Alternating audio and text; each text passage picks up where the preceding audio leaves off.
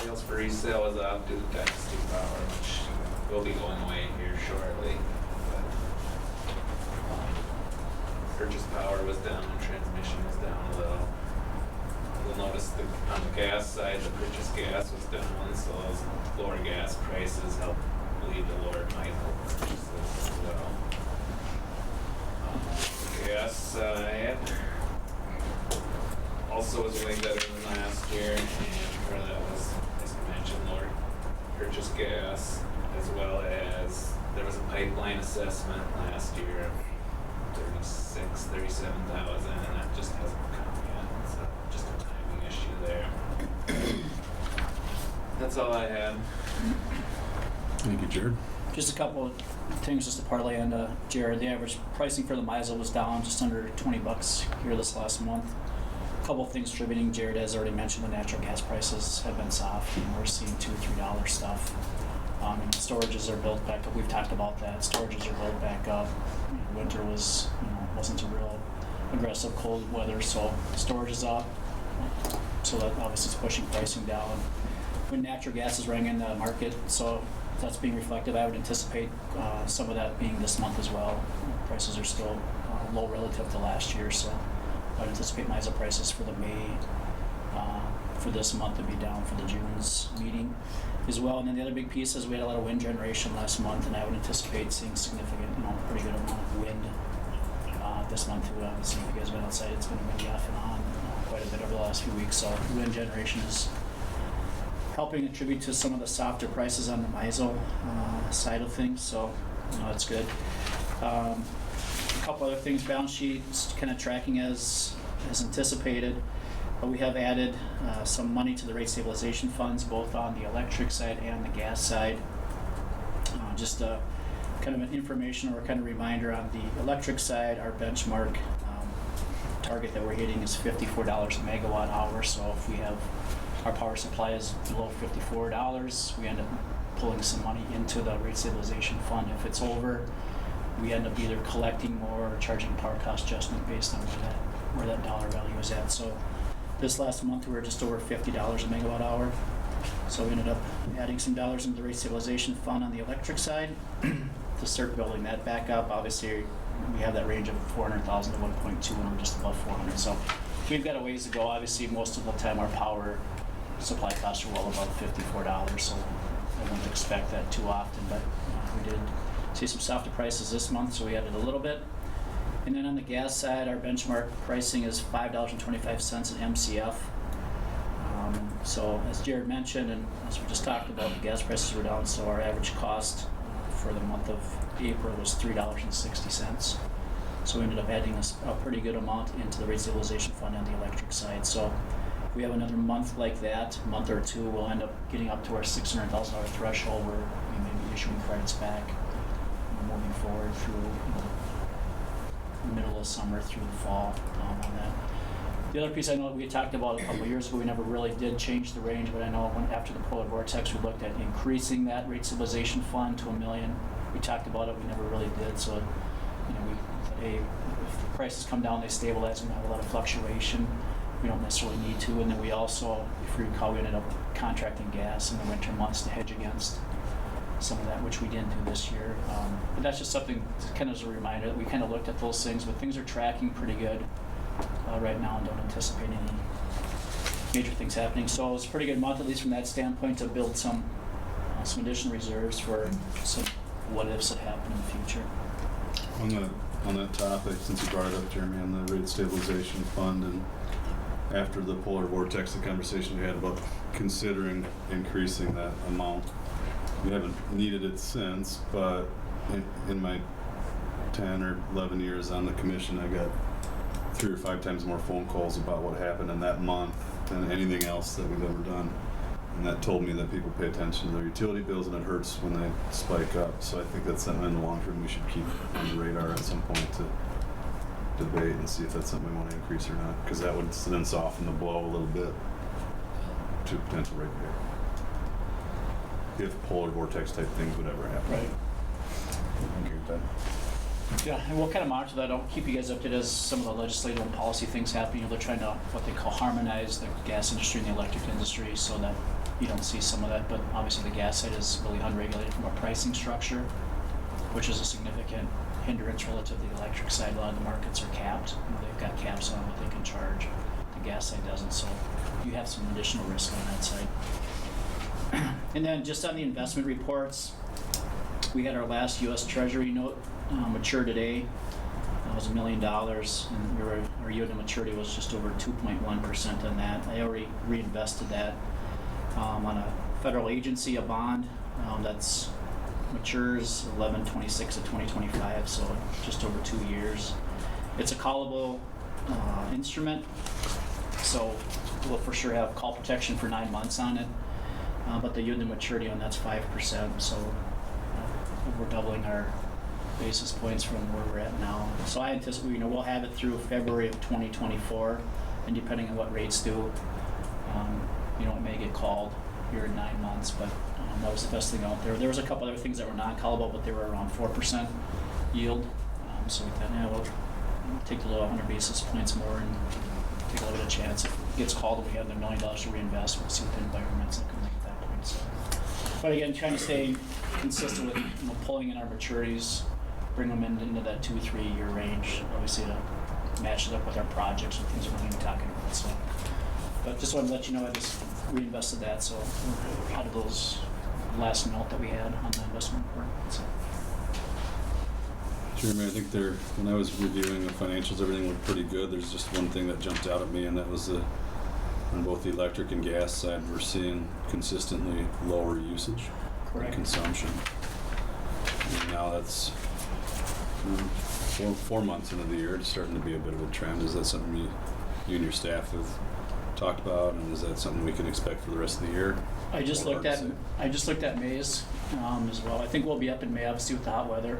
I did look at the industrial load for May. We've already read those industrial loads. The May's numbers are going to be 10.1 million kilowatt hours, so it's up 20% from April, but still down 2% from the May prior. So it's more stable. So I think that's helped. And I do anticipate some of the residential and some of those small general, just with the heat, electric load jumps up. Everyone's running air conditioners now. So I do anticipate that coming back some. I don't know if it's going to cover, what we're down 7% year to date. I don't know if we're going to make all that up in May, but we should see a little bit better numbers here coming for May. And then we talked about some of the economic stuff on the industrial, the large customers. That's an impact that just isn't weather related. That until some of that rebounds, you might see a little bit of that cause on that. And then natural gas, it's just been warmer, so we're just not burning as much gas. So. Any additional questions on the financials? Entertain a motion. I'll make a motion to approve financial statements. Motion by Kathy, seconded by Matt to approve the financial statements as presented. All in favor signify by saying aye. Aye. Opposed? The financial statements are approved. Thank you to Jared and Jeremy for that. Next on the agenda is the open forum, and I do not see anybody from the general public who would like to address the commission, so we'll move on to communication and start with Matt, City Administrator. Not a whole lot. We're in the middle of construction season, if you haven't paid attention. Second Avenue Bridge should open up at the end of the week, and then the week after school, so June 12th, Century Avenue, we'll be doing a mill and overlay, and then we're in the middle of Roberts Road. That's kind of the big projects that we're working on right now. So. How's the police department? Any day now. Like I've been saying that I think we're open by the end of June. We'll always have possession of it. So. Thank you, Matt. Go to divisions and start with Dan. Nothing to report today. Electric crews are finishing up the LED version for this year, and we're starting our larger reconductor project in first part of June here on North Highway 15. So customers will see us working on here for a few weeks. Last week, the FPCA stopped by Plant 1 for an unannounced audit on our air permit. Everything went well. Found a couple things that they wanted to add to our daily lives, but other than that, everything went well. Yesterday, we had the League of Minnesota Cities here for our O&M incentive program audit, and that also also went well. So the review and everything, for our insurance break or whatever. And then Sterling Energy will be on site June 5th to start the removal of Unit 8.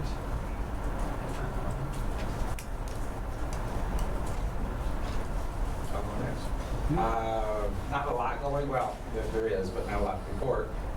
MinOps, or pipeline safety audit, has started. We were scheduled to do 4 days last week, and then the auditor's daughter got sick, so we had to cut it short to 1 day. We basically looked at a lot of records in a day, found no problems.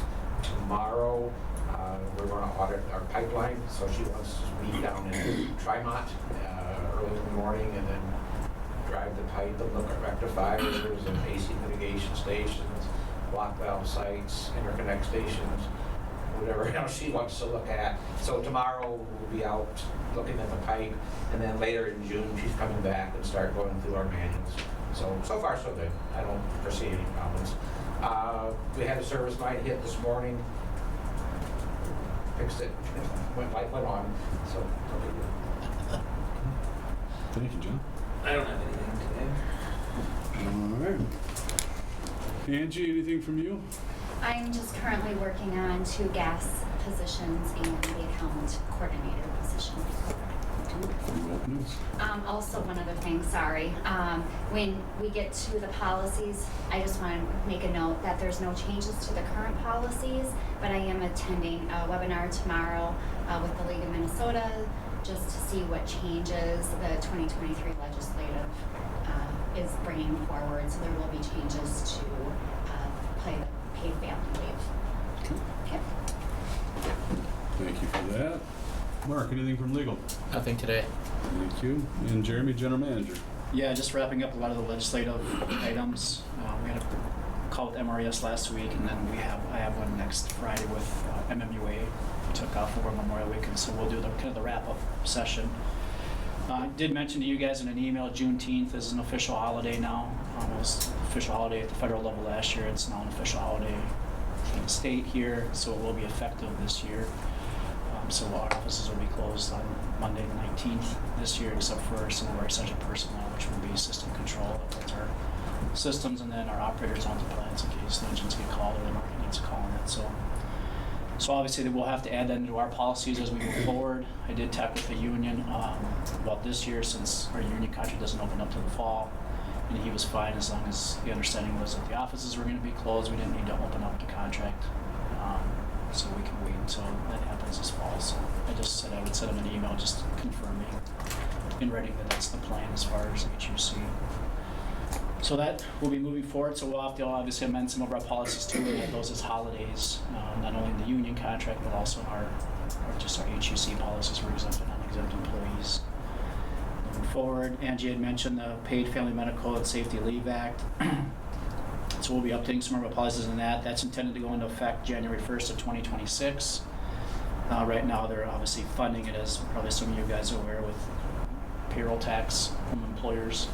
So they're talking about a 0.7% tax on taxable wages for employees in your organization, or this is how they're going to fund the programs at the state. So I looked at that probably 2 months ago when that was first talked, and that probably is around a $40,000 impact to us that we're going to be assessed with contributing to the state to run that program, and that's in 2023's wages dollars. So obviously 3 years from now our wages will be different, and so that 7/10 will be applied. You can try to opt out of that program as long as you're running your own program. So you have to submit something to DEED saying how you're going to run a self-funded program if you want to do that, and then they'll determine whether they allow that or not on that piece. I don't anticipate a lot of people running their own program. People are just going to pay the employer tax, and it'll be administered at the state. But we'll have to update some language to coincide with some of the new state laws on that.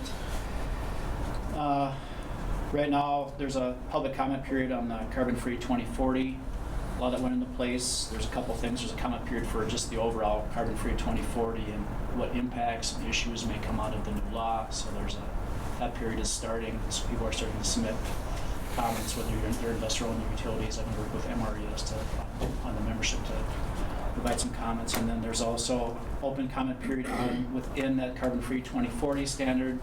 As we've talked about, there's that carve-out where 55% of that standard has to be eligible energy technologies. So there's a comment period on that carve-out provision in there as well.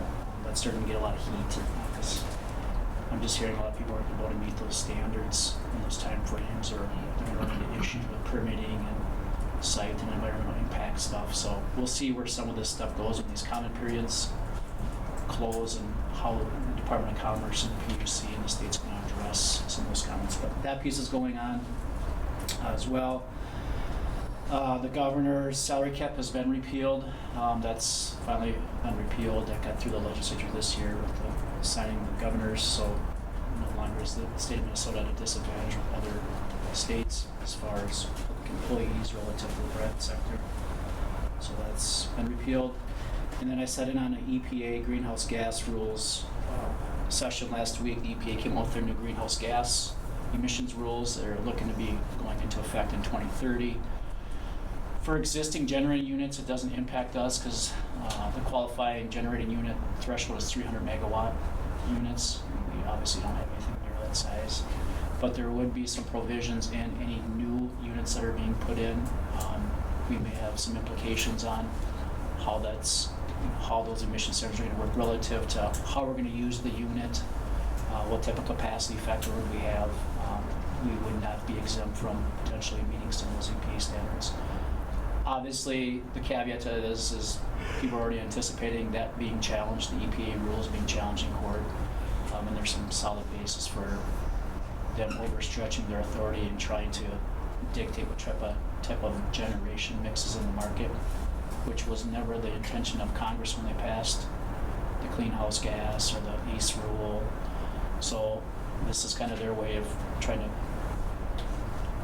cover it up with, because the analogy was used, it's a wolf in sheepskin, right? Like, so we're telling you have to meet these stringent emissions rules, which in essence is basically forcing out certain generation mixes out of the market, which isn't legal. So they anticipate having a significant amount of legal issues with that, depending on what some of the merits are and then where that goes. So it'll certainly be more than likely disputed in the district court, and then obviously it's going to be pushed to the Supreme Court. The Supreme Court will have to decide if they want to take on that case and kind of fight that piece. So, but assuming none of that goes to court and nothing changes, they would institute some new emission standards, more strict on coal combustion cycle engines, things of that nature.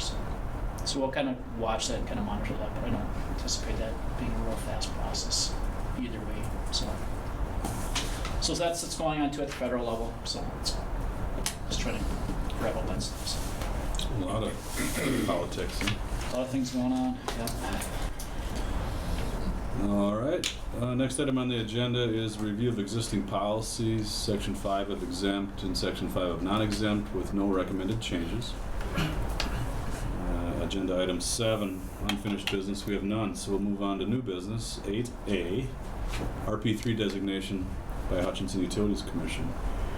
Dave? Yeah, so this year we applied for and received a reliable public power provider designation through American Public Power. This will be it's good for 3 years, so when it's finished, this will be our 15th year and being recognized. There's over 2,000 utilities in the nation, and 271 have received the designation as of this year. It's basically on 4 different key areas: reliability, safety, workforce development, and system improvement, and it's based on our best practices in those areas. And each year we continue to improve on those, and so when we do apply, we're still being recognized for it. So. Very good. Excellent. Good work, everyone. Yeah, we, as a utility, there's been a lot of time, energy, and focus put on reliability, and a lot of energy and effort spent from a staff perspective and from a management group. So we thank you for that. And there's it's often said in utilities that people don't think about their utilities until they flip the switch on and their lights don't come on. And I think that's even more particularly important in Hutchinson, and that's due to our reliability. People just take it for granted, and I think that's a good thing. So thank you for everybody's efforts and focus on that. Keep up the good work, everybody. Agenda item 8B is approved requisition 009550, Phase 3 cooling tower repair. Mike, that's you, I think, right? Yeah, so this is to the third phase of the cooling tower at Plant 1. To do the doghouse, which is what they call it. I read that and I was like, So for the cooling tower, it's the slow part of the roof. We call it the doghouse. The east cell structure, we have some iron rod. There's galvanized fasteners in that east cell of the structure. Everything else was converted to stainless steel years ago, but that one was not.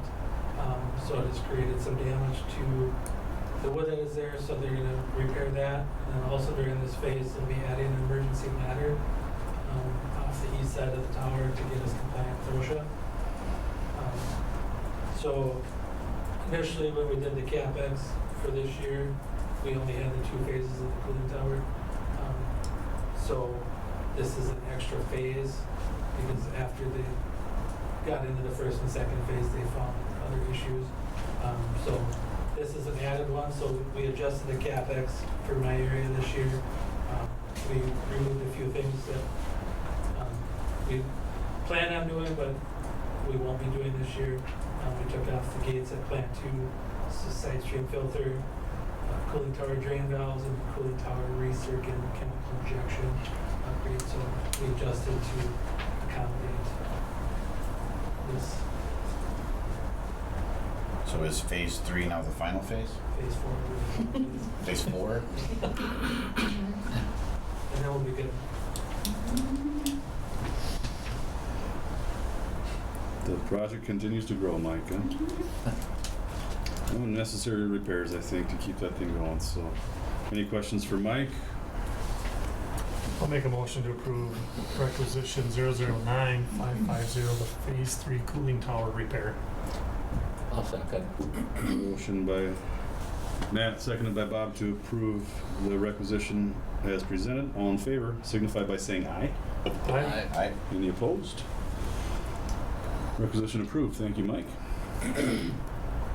Next on the agenda is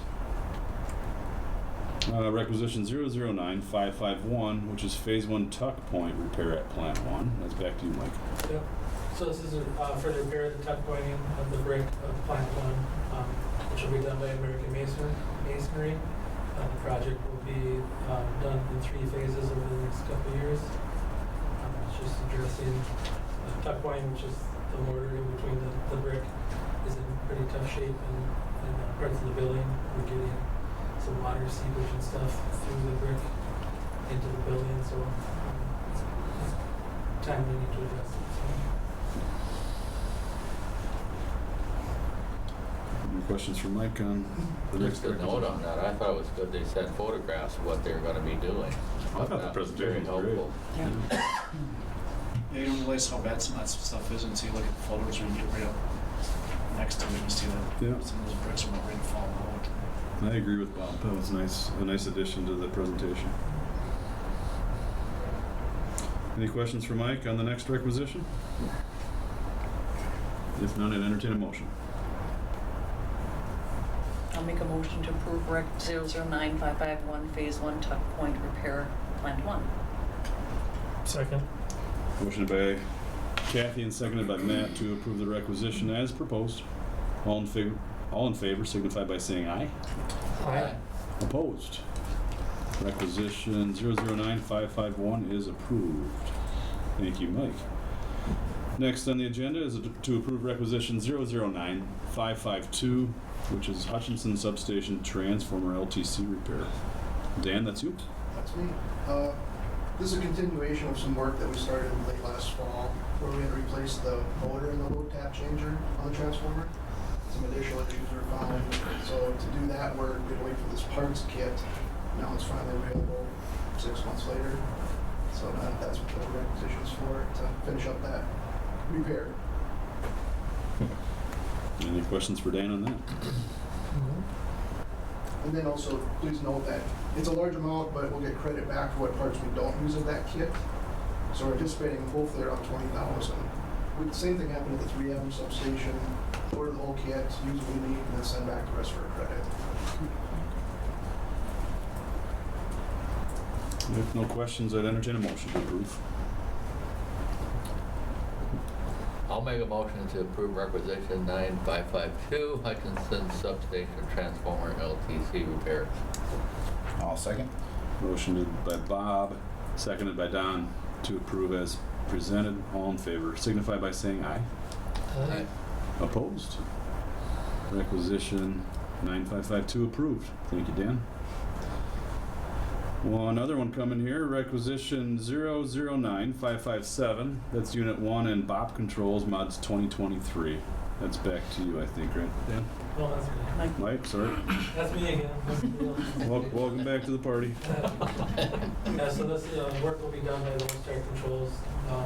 They did the work on this a number of years ago, so they're a single source vendor for addressing the issues we're having with the control system and the balance of plant at Unit 1 boiler system at Plant 2. There's software related issues, and they'll be addressing rebalancing and resetting of controls to ensure the boiler system in Unit 1 are running efficiently in the combined cycle phase. Also, some of this work they're able to do off-site, and then some of it will be done on-site. So it's going to be 2 phases over the next year roughly, but they won't be able to do the on-site stuff until we get the unit back from the depot. But they are going to honor the pricing that they gave us currently through the full project. So. Sounds good. Thank you, Mike. Any questions from the commission? I'll make a motion to approve requisition 009557, Unit 1 and BOP Controls, mods 2023. I'll second. Motion made by Matt and seconded by Kathy to approve as presented. All in favor signify by saying aye. Aye. Opposed? Requisition approved. Thank you, Mike. Next on the agenda, item 8F is to reject the bids, filter and meter skids for the Hutchinson / HCP natural gas interconnect station. John. Mike, there's no money, there's no dollar amount tied to it. It's not Mike's. Mike, you want to take a swing at it? Probably do better down there. Bids were opened, whatever, May 17th, 20, whatever it was. And after reviewing, we only had 2 bidders. After reviewing both bids, both bidders failed to bid the correct items. Bidder number 1 did not include the specific gravity meter, and he bid the wrong transmitters for the Coriolis meters. Bidder number 2 did include the specific gravity meter, but failed to bid the correct transmitters for the Coriolis meters. So we need to reject both bids, start over. And hopefully this time they read the specs. Think you'll get the same 2 to rebid it? I know we'll get one. I don't know if we'll get the other one or not. I don't know. One of them was from Wyoming. I've never worked with them before on any project, so they're a new bidder to me, so I honestly don't know. Any other questions for John? Motion to reject the bids. I'll make a motion to reject the bids. Second. Motion by Don and seconded by Matt to reject the bids. All in favor signify by saying aye. Aye. Opposed? Bids are hereby rejected. Thank you. And next, we'd like to consider approve RFB and re-advertisement for bids for the filter and meter skids for Hutchinson / HCP natural gas interconnect station. John. All I can say is we want to try it again. And this time when they go out, they will, to all bidders, they will be recommended to read the specs closely, because the specs were right the first time. We'll take another run at it. Any questions for John on that? If If none, I'd entertain a motion. I'll make a motion to approve the RFB and re-advertisement for bid. I'll second it. Second, I have a motion from Kathy, second by Bob, for the RFP and re-advertisement. All in favor, signify by saying aye. Aye. Opposed? Motion carries. Thank you. Thank you, John. Agenda item 8H is to approve requisition 009559, which is a 2023 Ford F-350 cab and chassis. I'm going to try to jump in and explain this one, so please bear with me. Back in 2021, a cab and chassis was ordered as well as a utility body. The utility body was built and has been setting down at Christfield since the fall of 2021. It's setting out in their field. The truck was ordered by us, but it was Dodge never accepted the order because of who knows why. It's the business now. So we finally canceled the order with Dodge last December. It was on order for 2 years. Nothing was ever done. So we canceled that order last year. And it's difficult to find a cab and chassis because there's certain dimensions. You can't put any utility body on any truck and make it fit. So it had to be a 60-inch cab to axle. The only ones that make that are Dodge and Ford. All the credit goes to my guys. They've been searching the internet for days and days. They identified 8 2023 Ford cab and chassis out there across the United States. They called on all of them. All of them were sold except 2. One is in California, and a city in California has dibs on it right now. The other one was in Pennsylvania, still for sale. So my men made contact with the dealer, said, yep, it's still here, gave us the price, and it's $10,000 more than the price for the original truck we ordered. It's just the way the market is right now. It's just terrible. So I have no competitive bids. I have a bid from Holt Motors. It's a 2023, but they can't order 2023s anymore. It just shows that the prices of the guy in Pennsylvania was a good price. He's not gouging us. It's an MS. It's right off the lot. It's a good price. So, and right now they're holding it for us until the outcome of the meeting. I'd like to ask that you approve, allow us to get that one, get that utility body out of Christfield before it's ruined. So the purchase of that is 57.2, and then the total project of 84. Does that include what? That includes the utility body. Okay. That's the whole And installation. whole outfit. Yes. Okay. Any other questions on the requisition? How are you gonna get it here? If they can ship it, they gave us a shipping cost of $1,900. If they can wait a week or 2 and cut that shipping cost in half, I'm fine with that. We waited 2 years, another couple weeks, it's not going to hurt us. So if we can cut the shipping cost a little bit, I'm all for it. But we've notified Christfield that we possibly might have a truck on the way, and they said, great, we'll work it in, we'll make it work. So we'll see it sometime this year. Long wait. I'll make a motion to approve requisition 009559, the 2023 Ford F-350 cab and chassis. Second. Motion by Don and seconded by Matt to approve 009559 as proposed. All in favor signify by saying aye. Aye. Opposed? Requisition's approved. Thank you, John. Thank you. Good things come to those who wait. I hope. And wait. And wait, and wait, and wait. All right, next on the agenda is item 8I, which is discussion of rate track guidance. And Jeremy, I'll turn that over to you. Thanks. So I had sent out a bunch of information, we've had a special meeting, I've talked to quite a few of you, just kind of go back through the cost of service study results, kind of what they mean. I did put up kind of several of the main slides for you guys to kind of relook at again and think about as we talk about really what type of rate track guidance we want to give, Dan at UFS. So I did send this slide particularly to you. This was slide 11 out of that PowerPoint presentation that basically kind of encompasses one of the kind of core fundamental pieces, that's in front of you guys today, which is based on the cost of service results relative to what our projected revenues are going to be moving forward.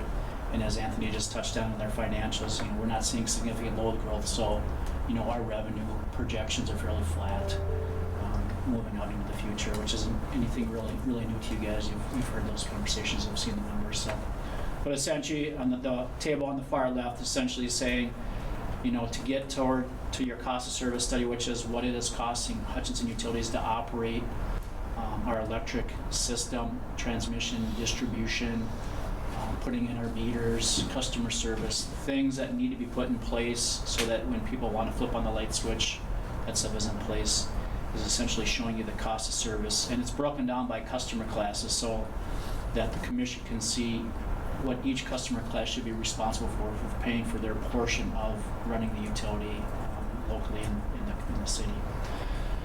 The far right on that table basically is showing you the percent away from cost of service study for the various classes.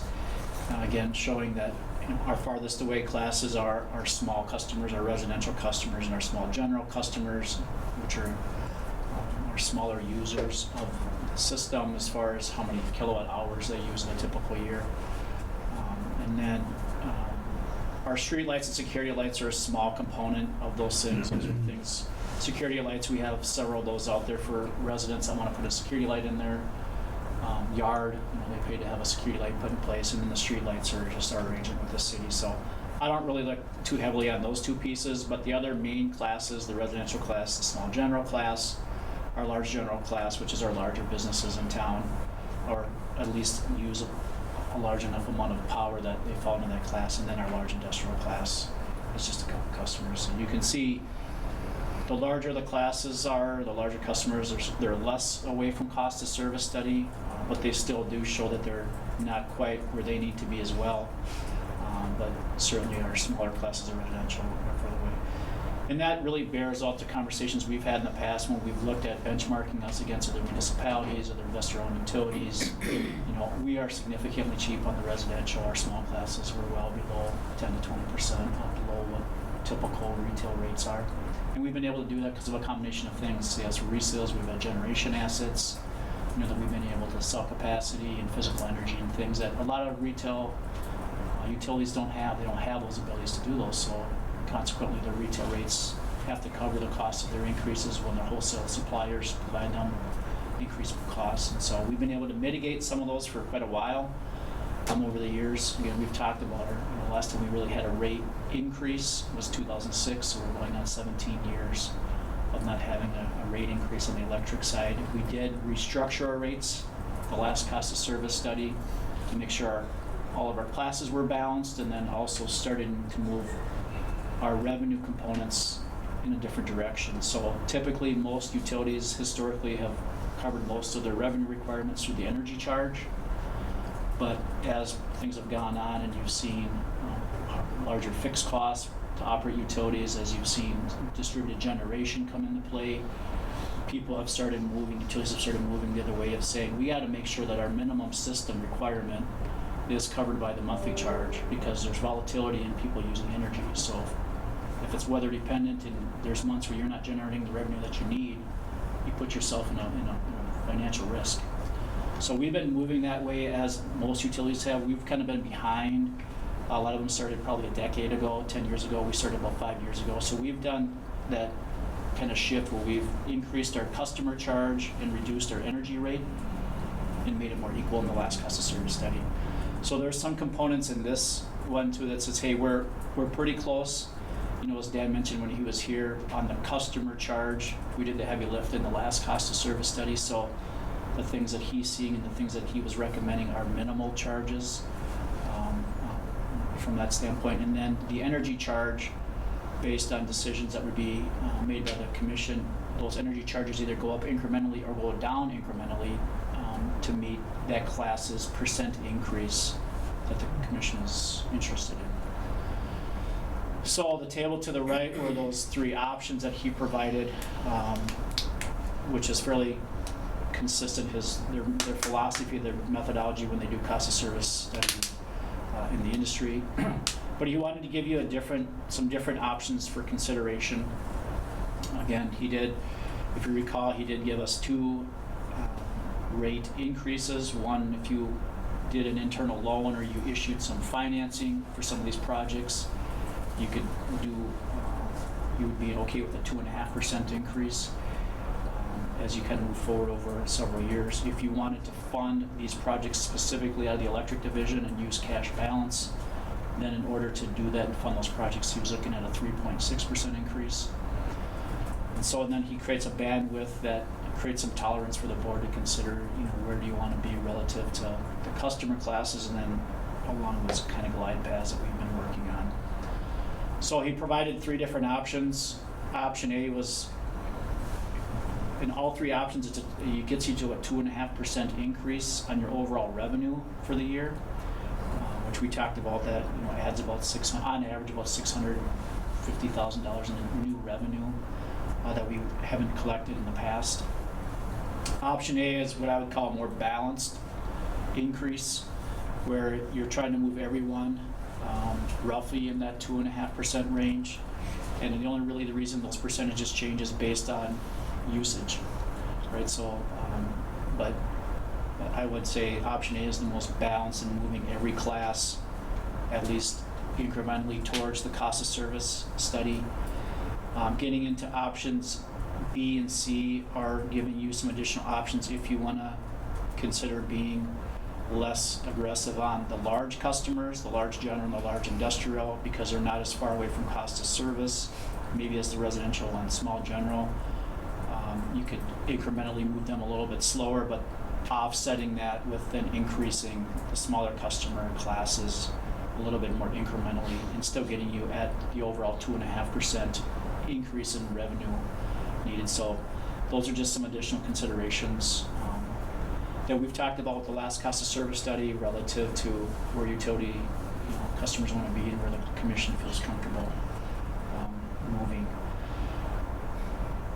So there's three different options to consider. The last time we did our cost of service study, we did rate track. We did a 6-year glide path on the electric division, a 9-year glide path on the gas division, and we approved rate adjustments every 2 years. So we did the first 2 years.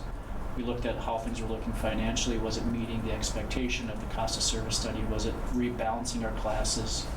And they were doing exactly what the rate adjustments were designed to do.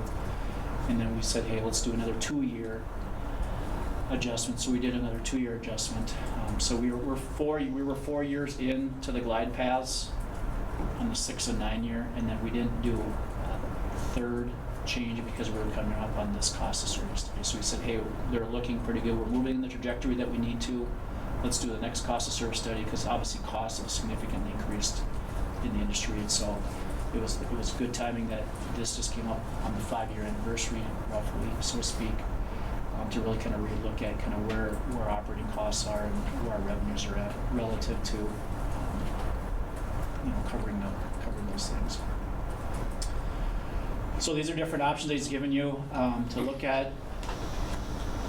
So some of the conversation points on the electric side is, does the commission feel comfortable with any type of rate change? If so, what potential option is more favorable for the commission to consider? So he's going to need to know that piece. And then the other piece is, how long do you want to develop out a rate track? So do you want to look at adjusting the rates based on these options, 1 year, 2 year, 3 year? I would recommend that you at least have them do a 3-year window. Whether you decide to institute a 3-year rate adjustment right away is up to you guys, but I think you want to see what 3 years looks like to the rates. And if you say, hey, we're not comfortable doing 3 years, maybe we can do 2 or 1, you at least have some history, have some time span there to really kind of look at those things. So that's kind of what that slide is showing you. And Jeremy, am I correct in assuming that this slide shows a 2.5% revenue increase to the electric division, which also means that behind that means that we'll do an intercompany, interdivision loan to fund CapEx? Correct. So it's not electric division bonding or paying for it, raising cash to fund its own substation project. There's a gas division borrowing money, lending money to the electric to get that project done. If you guys want to do that, so this shows you borrowing $5 million from whatever source, whether it's an interfund loan or issuing bonds. So that's what that gets you. And I'm okay with that as presented, that with that underlying assumption. Yeah.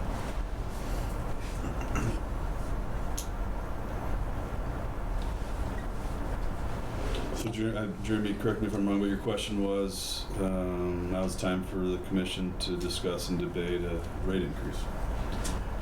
Correct. On the electric side, we're talking electric first here. And then the other piece, just kind of flipping forward, this is just, again, an example that was in there. And they typically look at the residential rate because that's where the 95% of our customers are at. And it's even more important because we're a municipal. And so, you know, a municipal utility, there's just more sensitivity on the residential side than on the commercial side, where it gets flipped. In an investor-owned utility world, there's less sensitivity to the residents and more sensitivity to the industry because they're not voting members. Here, elected people are voting. So, but this is just an example of, you know, option A from this previous slide where you would change the residential rate 3.1%. He's given you just an example of what that would look like. And then, again, there's two cost components or revenue components, right? So he's incrementally tweaking up the customer charge 30 cents and then slightly increasing the energy charge from 7.8 cents to 8.1 cents, so 0.3 of a penny to get you overall to a change of 3.1%. That's how he calculates that. If there's certain classes where you're raising the customer charge a certain percent, but the energy charge doesn't need to be increased, it may be decreased to get you to that percent, he would adjust that as well. And we've had that with our last cost of service study where we started increasing those monthly charges pretty good blocks, which means on the offset, because we want to see revenue neutral, we actually reduced the energy charge for most of our customer classes to keep us revenue neutral. In this situation, if you're looking at a true just increase, there would be just a modest increase on the energy charge and a modest increase on the customer charge. And then that would just be kind of the general impact. And as we touched on, our average residential customer is about 740 kilowatt hours. So the average impact would be in that $2.30 range, ish a month, if you instituted option A. If you instituted option B or C, it'd be a little bit more, right? Because you're increasing the residential a little bit more to offset an increase in the industrial.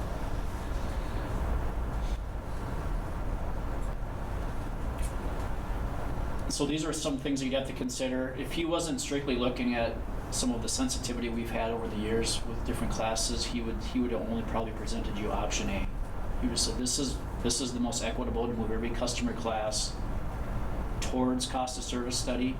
Again, if you recall, it doesn't get us the cost of service study, and he never really ever recommends that, but he wants you to keep moving that direction so that you're not so far behind 4 or 5 years from now where you're looking at 10% increases, right? But he also wanted to give you guys some other options to look at as well, which is what we requested him to do, is give us several options for the board to consider.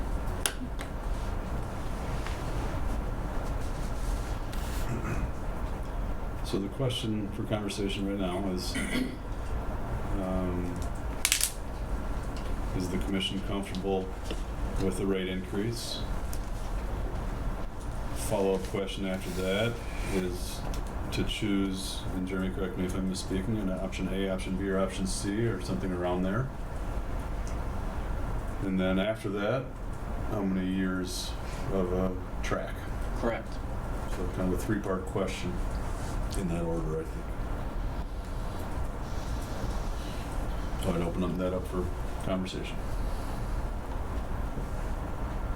Well, personally, I'm not excited about having to raise rates. I don't think any of us want to have to do that, right? But I think it's becoming more and more obvious that our costs are increasing and have increased significantly over time. We're to a point where it needs to be addressed. And his research, I think, has shown us exactly that. And it's our responsibility, in my mind, to make sure that we are charging properly to maintain the utility as it needs to be. So I think it's time that we do that. And to me, I think option B is the one I prefer.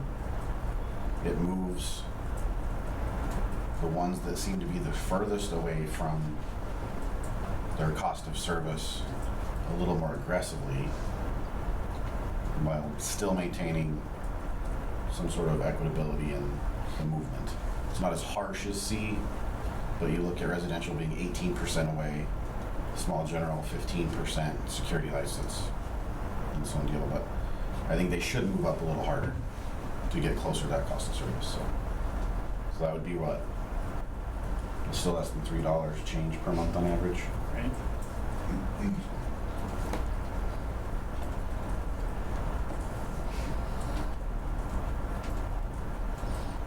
I agree. I think a rate change is necessary at this time. So let's do it at this time instead of, like you're saying, wait 10 years and then we're really in a hole. So I would say you need to do something at this time. And I'd also agree with the change in option B with Don on that, for that same reason.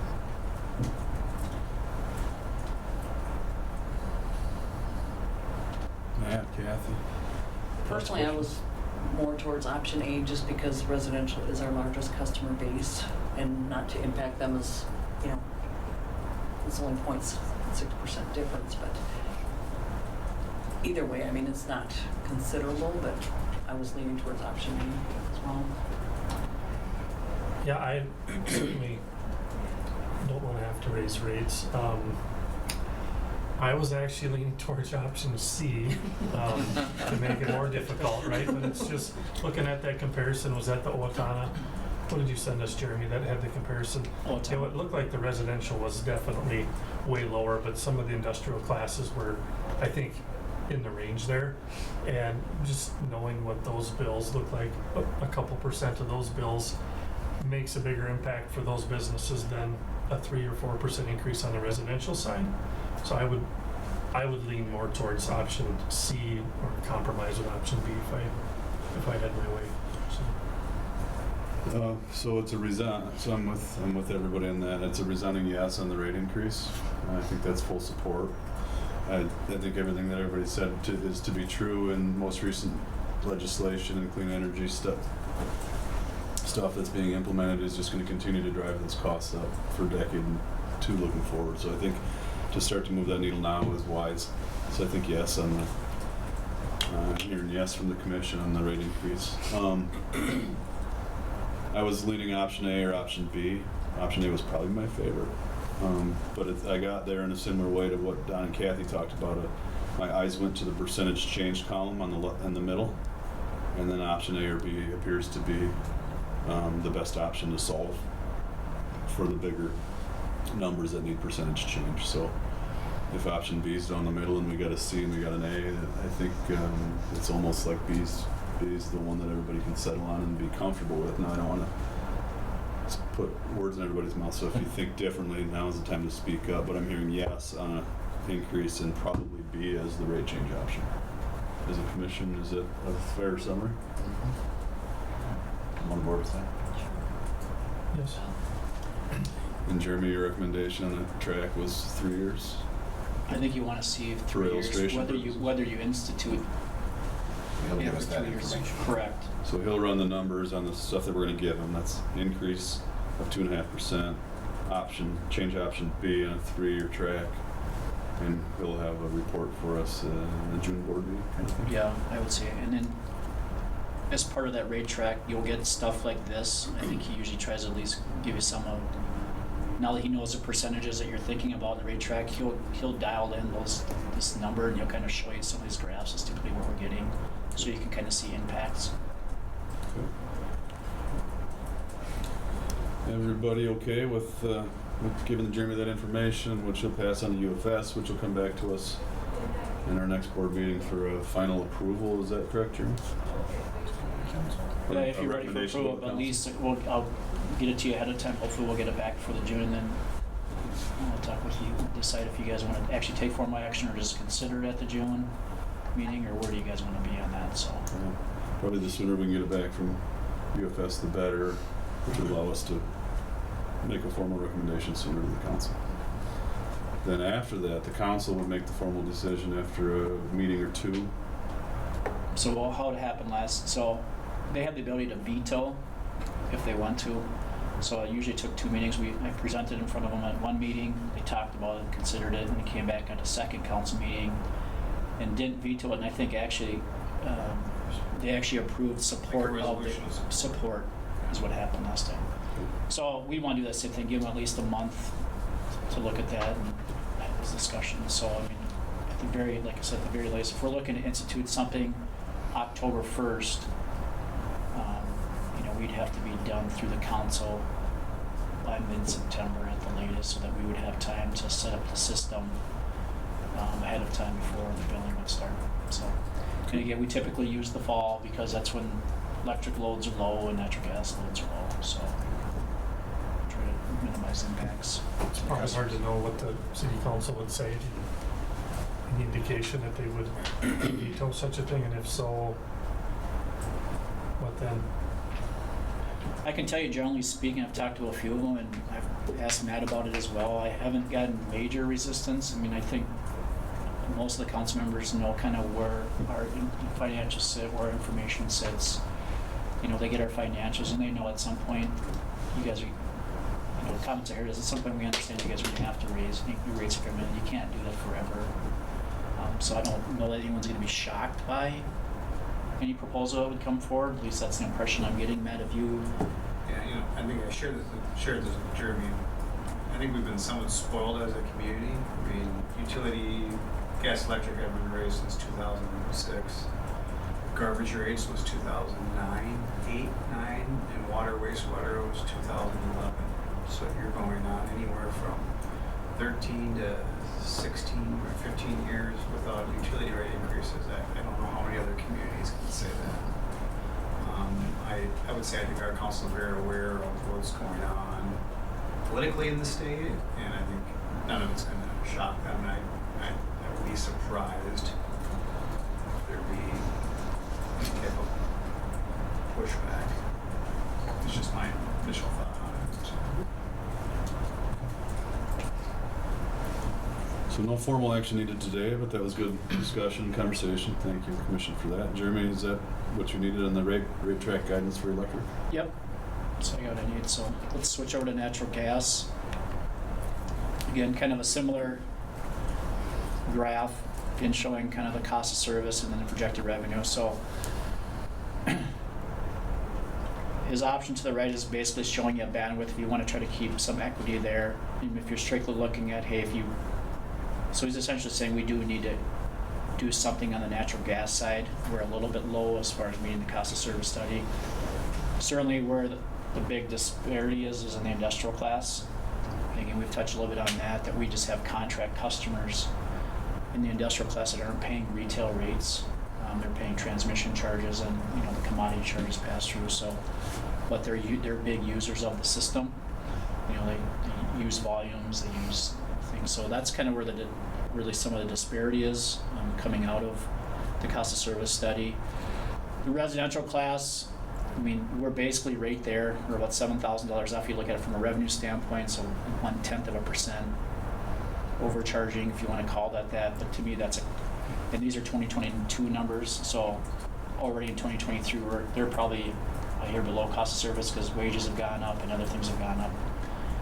But for practical purposes for this conversation point, I would say that class is good. It's right where it needs to be right now. And I would even say the commercial, even though from a revenue standpoint, they're about $70,000 off. You're talking a little over 2% away from cost of service study. And again, I would say the same thing as I did with the residential is that's already probably been absorbed and probably already been absorbed up by that. So really that one, at least from when I looked at the information, is really the industrial class is really where we have kind of a disparity piece. But what he's showing you on the right-hand side is if you want to try to balance out classes and you want to stay revenue neutral, which is basically what he's showing you there, if you want to stay revenue neutral, this is an option that you could look at, which would be increasing the industrial class 1% and then backing down the residential or commercial if you wanted to stay revenue neutral. If there's a decision point where no, we're okay with where the residential and the commercial classes are at because they're pretty close to cost of service study, and the next time we have a cost of service study, they probably won't be if we don't do any change, and you really only want to focus on doing something in a large industrial, then you can do that as well. So he's kind of giving you a revenue neutral option, or if you want to start moving the industrial class a direction, you certainly could move them that way as well.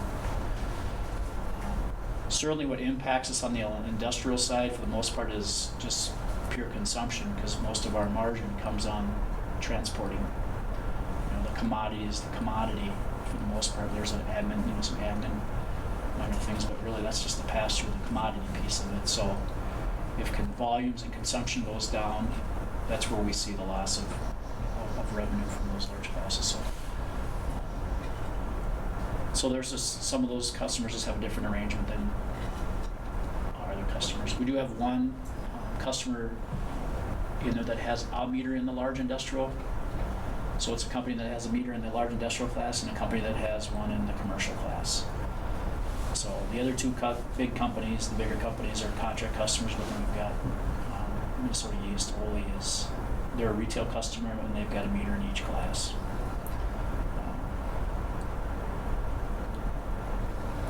So there would need to be a conversation point if you want to do something, nothing on the industrial side, or you want to stay revenue neutral. And then he did kind of provide the same type of thing, again showing you the residential example. If you did 0.1% decrease, what he's showing in this is you still want to move the customer charge towards cost of service, the monthly charge, but then, as I mentioned previously, to get you to that percent, they end up lowering the commodity charge, right, to keep you at that, which is what we did last time with a lot of customers. And we ended up doing that. And we've talked about that when you look at a lot of our financials on the gas side. Our margins, we have, as we've readjusted that, our margins intentionally have gone down to readjust some of those, because the last cost of service study we had, the one customer in the industrial class that was well overpaying, that isn't the contract customer relative to cost of service, so we had to adjust that class, some particularly for that person or that company. But with this cost of service study around, we're not as far off on any way, either positive or negative on the gas side. So he's not recommending any real major changes of anything, but he did want to show you a revenue neutral option for consideration if you wanted to do something.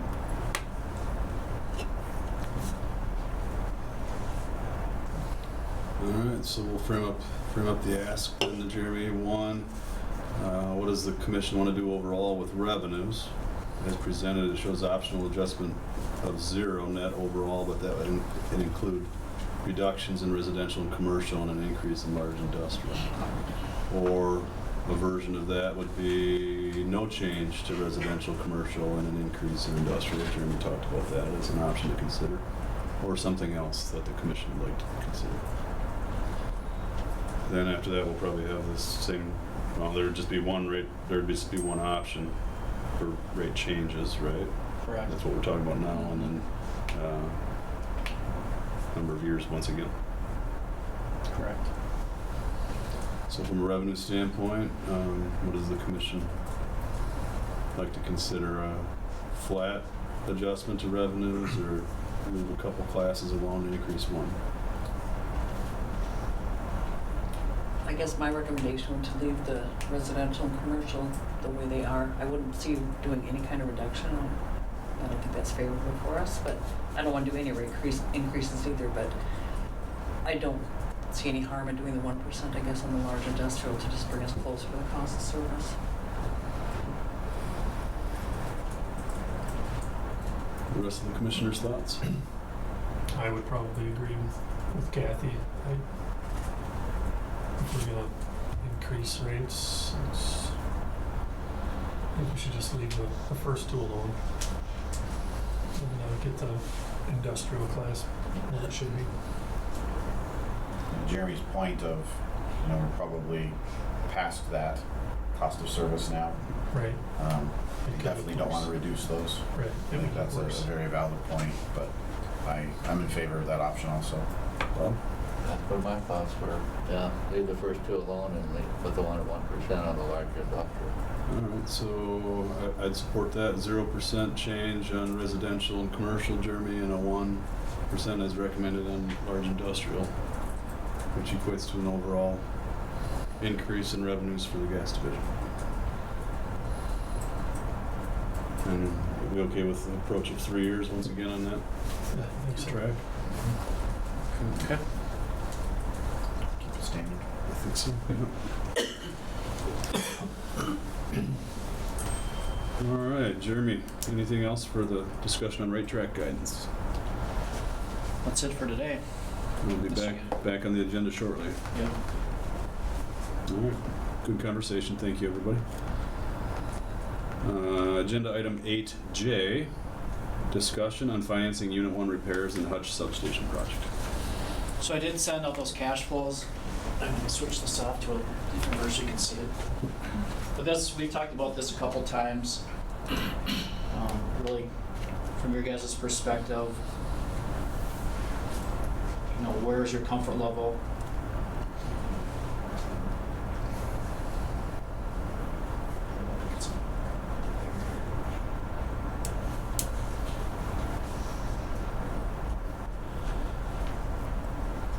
As far as financing these projects. Let's see. That's closer. I have sent stuff out to you. So I kind of projected stuff out through 2030. This first slide is the combined, which is probably the more critical one. Because obviously we've talked about in the past in 2026 our debt service goes up on the natural gas side. But yet I think it's important for you guys to keep in mind all the designated reserves and restrictions that we have in place by policies that you guys have set to make sure that we've got proper operating reserves, proper cash balances setting aside for insurance and deductibles and risk mitigation issues. We've got money reserved, so you can see that for the pilot that we have in place, the rate stabilization fund mechanisms that we have to smooth out any volatility in power supply costs, whether it's on the electric or natural gas side. So those things are important for you guys to take a look at. We did talk about some of the fleet, how I've ticked up the fleet a little bit. Obviously, it will surprise you guys, the cost of fleet is more expensive now than what it was 4 or 5 years ago. So making sure that we've got adequate cash reserves to manage our fleet and replacement of equipment, to make sure that we're staying efficient with our operations. And then on the infrastructure side, that's just minimum basic maintenance costs. And partly why we've just reserved that type of dollar threshold is when the board met last time when we really talked about infrastructure. It was, hey, let's make sure we reserve annual maintenance costs, but if big projects come up, we look at those on a case-by-case basis and talk about how we're funding those things. So obviously that leads into this conversation today of, we do have a couple bigger projects. We have the Unit 1 repairs coming up that just isn't a normal repair, and then we've got obviously the substation upgrade, which is maybe once in a 30 or 40 year project. We just don't have a ton of transmission assets here, and the couple that we do, at least with the one that we're talking about now, there's some constraints in the regional system, and so there's an opportunity for us to increase the capacity on the system, the transmission grid. So there's significant cash outlay, but a lot of that will be collected back through the Schedule O and through the MISO revenue recapture piece of it, but there is a timing lag on that. And so it's usually about 1.5 years before we'll start collecting money back through the market mechanism once our project's complete and we've kind of closed the project and paid for the cash. So that will be repaid over time, but we have to cash for those things and we have to kind of monitor cash balances as we move along. So I did provide you with kind of the combined financials, and then I also showed you the electric division and the gas division, and we've talked a little bit about those in conjunction with rates. And really, long story short, on the electric side, we don't have enough cash balance over there to even fund any of these projects if we're looking to keep our reserves in place and our designations, to keep our organization healthy. So really the bottom line option for you guys to consider is internally, a loan from the natural gas division if we need to based on where cash balances go, or issuing external financing. I mean, we can do that in multiple ways. So those are conversation points for you guys to think about. I did also send you that there is options. We do have flexibility in reimbursing ourselves with financing if we want to down the road. The biggest step in that process is we would have to have the city council authorize a resolution 60 days before any major purchases, with the intent that we're going to reimburse ourselves potentially for project costs. So typically I would think in the Hutch substation project that would be like a lot of our major equipment. Transformers, our breakers, a lot of our physical equipment, some of the soft costs, engineering design, and some of those things I wouldn't think, some of them maybe won't be eligible for reimbursement pieces. So those would be more of the concrete costs. I think that we would, if we wanted to issue financing, whether we could go through debt issuance or through bank financing or what other options we have, we would look to reimburse ourselves or fund like the equipment and stuff, the major components. So we do have flexibility on how we would approach those things. So that resolution by the city would lock us into that, but it would give us the option. Correct.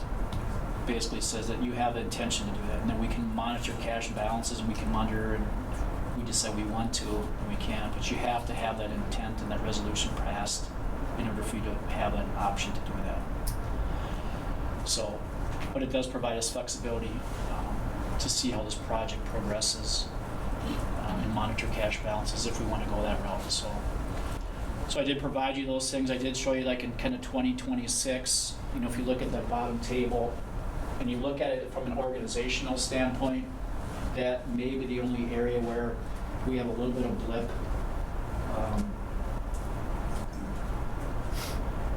In this table, as you look at it from an organizational standpoint, again, because looking at the electric division by itself just doesn't support these projects of this size. But showing in 2026, there may be a little bit of blip where we're a little bit below all of the designations we have in place, but then projecting out 2027, it gets recovered, and essentially mainly because of the debt services paid off on the natural gas side. That's the big component in this piece. The other piece that isn't in there that I mentioned in here is this does not include any rate increases. So if you're going to add rate increases, and I kind of gave you on the electric side, that adds about $1.9 million over 3 years. If you did a 3-year, you may stay above all those designations and reserves, and we never fall below any of those thresholds, which puts you in a good position as well. And again, I'm trying to factor out and project out, our CapEx, trying to project out, where rates are going to be, trying to project out our operating income, operating cash. So I wanted to give you a general idea of kind of where we're looking. So we're sitting pretty good. Again, the other piece that we've talked a little bit about is, we're only reserving 60 days operating cash. We're not reserving 90. Our policy says 6 to 90 days of operating cash. The board historically has said we're comfortable with 60 days cash because if something happens where we need to get together quickly, we'd have the ability to have a special meeting and meet and talk about things going on. The other piece that would really be the hurdle is how fast could we get in front of the council if we had to do some real structural changes to the organization relative to rates, or something happened, or we lost significant load, or we did something, if there was a financial impact that would cause us to do that. So that's kind of where the cash balances pieces are at. From my perspective, I think we can monitor the next year or two. I feel comfortable with where our cash balances are at, where our operating cash at, particularly if you're looking to institute some rates, if we can monitor a lot of the soft costs in the front end of these projects and just kind of monitor those things. And if it looks like, hey, we should really institute a resolution or have the city council do that, we would want to get in front of them probably a couple months in advance of any major purchases. We are working on the transformer bid specs right now. The latest lead time on the transformer was 2 or 3 years. Mm-hmm. So we would have time assuming that bids come in, that we would have time in a particular year, some year, to issue a resolution of intent. So there's no real immediate One of these years we can do it. at doing it, so. That's still quicker than getting a Dodge pickup. It is, I know. The other thing would be good to see is when bids come in, how close are some of these pieces of equipment and some of this stuff relative to what our engineers' estimates are. If it looks like those estimates are way undervalued, then we need to get there talking about now. This project looks like it's becoming a bigger project. We may want to issue the intent to do something. So we have flexibility. I don't think we have to issue financing right now. I think we can monitor it and just kind of see how the next year goes. But certainly, if you guys feel more comfortable, we don't want to worry about that. We want to issue financing on the front end, knowing that this is lead time. We want to add that cash balance in the portfolio right now and use that, and not have to worry about that. We can certainly do that as well too. So there's options for you guys to look at.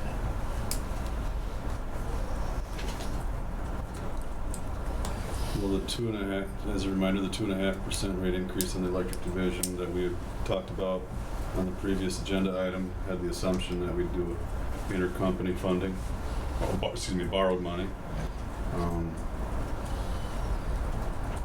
Which actually mitigates a higher increase need. Yeah, which is this money saver. As an organization, it's a money saver, so I like that.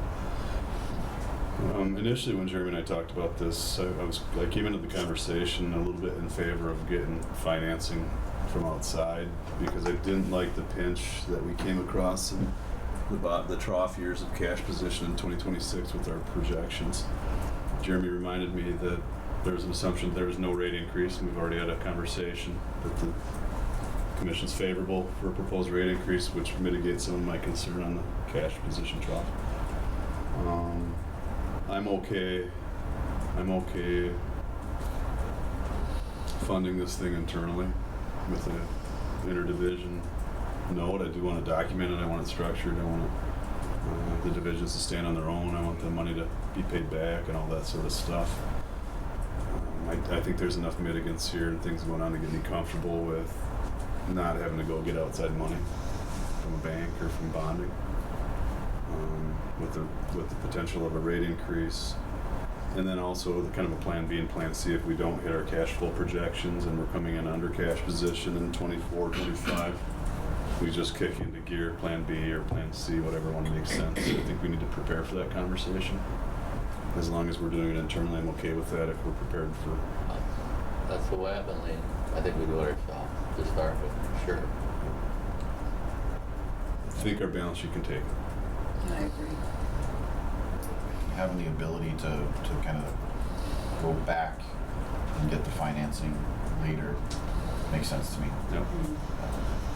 We've built the balance sheet in a way that I think it supports a project like this. Allows us to really take advantage of it without taking on the debt, the actual outside debt. I think it just makes sense to go that route until or if something happens that we have to shift course. But let's have that plan B and plan C, or whatever. Plan B for sure, maybe even a plan C identified in case we need to shift gears into that. You all right with that, man? Oh, yeah, I felt the same way, especially with interest rates where they're at, so. It's not a great time to go ask for all these. That much No, it's not. and we have it. We don't need the cash right away. We Yeah. don't want to pay interest. Yeah. All right, Jeremy, I think that got you some direction, right? Sure did. You okay with that? Yep. And That's a lot of info. Thank you for that. thanks for taking the time to look through it all and ask questions. Anything else you'd like to care, Jeremy, to add, or commission want to ask or discuss about financing Unit 1 and Hutch Substation? Jeremy, you good on that? Yep, good for now.